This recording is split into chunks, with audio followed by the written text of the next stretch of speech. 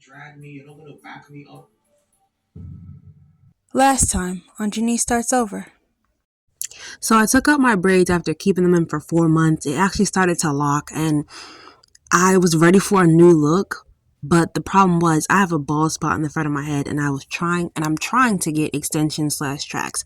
I don't really do a good job taking care of my hair and I'm trying to do better. I'm trying to start over. And that's the purpose of this channel and the purpose of this video. I am very scared because I fear the hairdresser like most people fear the dentist. And I'm very nervous about if this woman is going to be able to hide my bald spot and make me look decent. And honestly, part of the reason why I don't take care of my hair properly is because I'm tired of this bald spot and I'm so frustrated with it. I just can't even deal with it anymore. Verse of the day. And even the very hairs of your head are all numbered. Matthew 10:30. Oh yeah, I gotta tell y'all about my hair. So the front of my hair is like very thin. I'm not really gonna show y'all everything because I'm probably gonna do a video on that. But we're gonna do our best to hide it when I get my hair done. I'm supposed to be getting tracks. And hopefully the lady who does it, I don't even know her. Hopefully the lady that does it, like my sister said she, explained to her everything. And she set this whole thing up for me. So hopefully it all works out. This lady knows, like, look, I don't need you to be trying to like leave out this one piece of hair talking about we doing flip over method. I don't have enough hair for that. We need to do the whole leave out all this. The lady that did my hair for my birthday last year, I made her do that. I was like, no. I was like, leave out all this. Cause she was like, no, it's fine. We can just leave out this little piece right here. I'm like, no, girl, I ain't got no hair. It may look like I have some hair, but once it's straightened, you realize I have none. Like, I ended up having to go to the back of the shop, and there was a man cutting hair, and he sprayed that stuff in my hair for the men who be bald, and they had to try to get their hair done like that. That's what they had to do for me. So my sister's blow drying my hair, prepping it, getting it ready, and I'm super nervous because I don't know if we'll be able to hide this bald spot, this thin spot. I don't know what's gonna happen, and I'm so scared. So my hair is almost done and I'm still very nervous because we don't know how it's going to look. It's still very thin. When I bend my head, you can see that open spot where I don't know what's going to happen, what it's going to look like. And this has been a long journey for me because I have some like traction alopecia in the front of my head, and I'll get into the story of how that whole thing came to be, but it's really been weighing on me these last few years. Is it going to be glue? I'm gonna sew it. Okay. You don't need no glue in your hair, girl. Yeah, yeah, I was hoping not, but I was like, I don't know.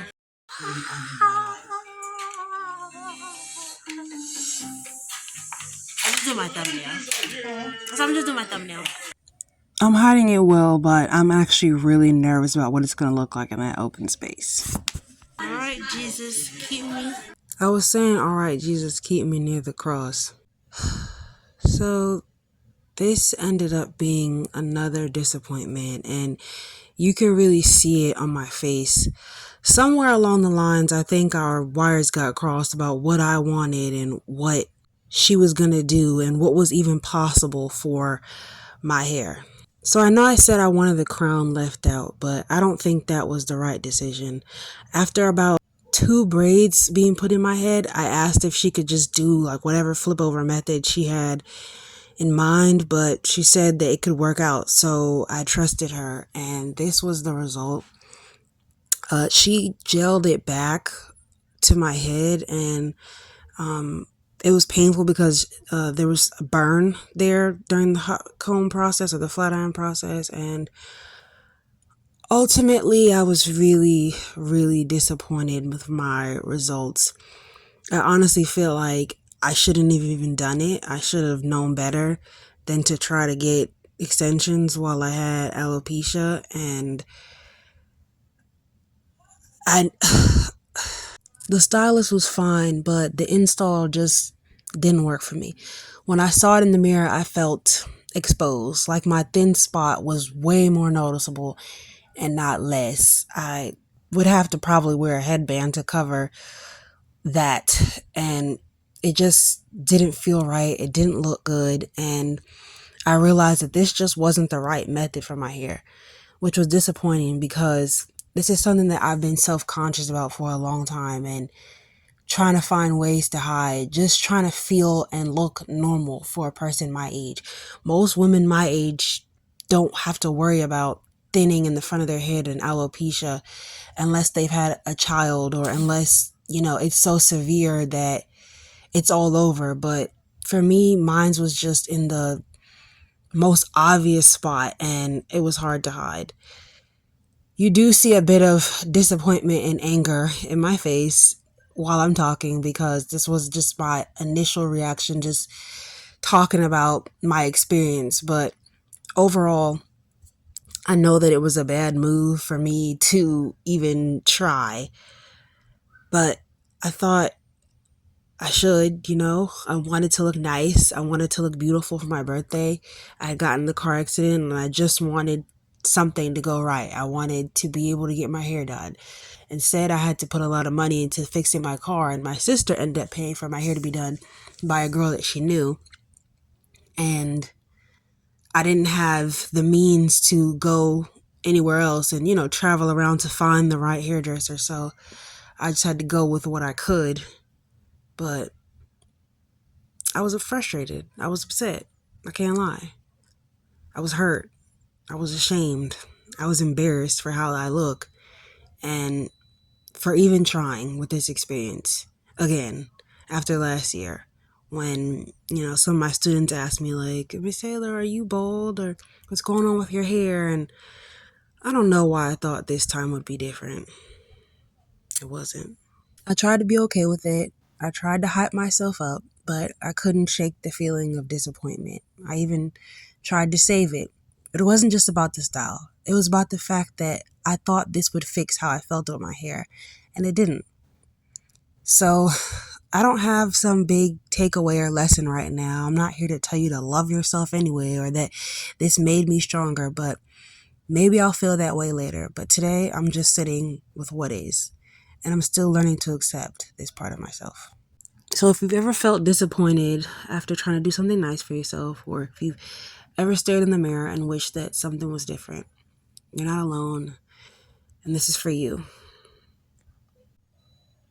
I'm still learning and growing with this process, and if you'd like to hear the story on my whole entire journey with my hair and alopecia and everything, and how it's affected my self-esteem and how I'm trying to grow from this, and all of those things, then let me know in the comments. Or if you can just relate or been here before, let me know so that we can support each other and help each other and be there for each other while we go through this process as women when society places so much expectations on us and our hair, especially as Black women, and to then lose it. It's hard. And it hurts.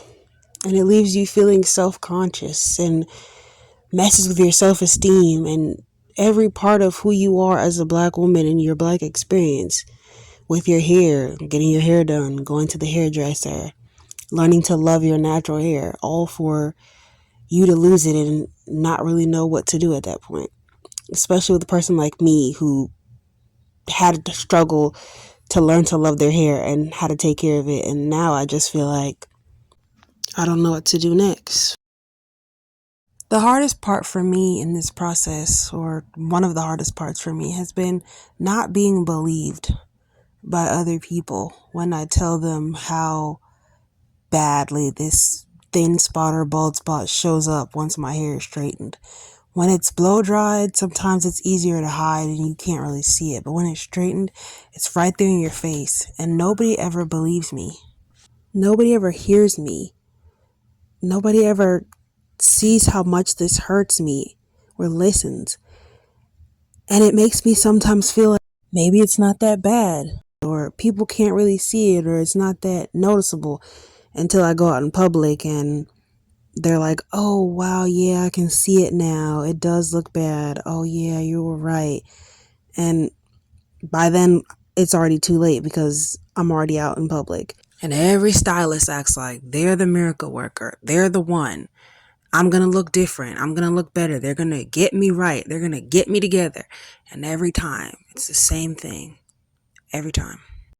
And yeah, I did have some hopes that it would look like those pictures, and maybe that wasn't realistic or believable. And I don't know everything, but I do know this one thing, that I'm going to try, and I'm going to try to figure this out. I have to. I can't live like this anymore. And I'm taking you guys with me. So let's go for the ride.